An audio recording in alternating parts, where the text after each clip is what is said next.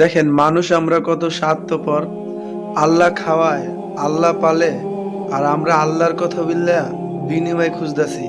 অথচ আল্লাহ তালা আপনাকে আমাকে আর দুনিয়া এত নাজ নিয়ামত আমাদের দান করলো, কই আল্লাহ তো আপনার আমার কাছ থেকে কোনো বিনিময় খুঁজে না। আর আমরা কত বড় স্বার্থপর।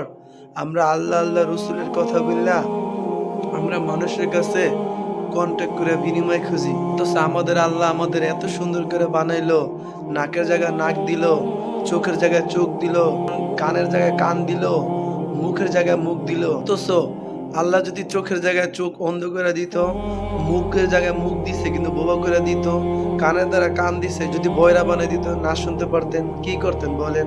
আল্লাহ আপনাকে আমাকে কোনো জায়গা দিয়ে একটু খুদ রাখে নাই। আল্লাহর আমরা কোন কোন নিয়ামতকে অস্বীকার করব?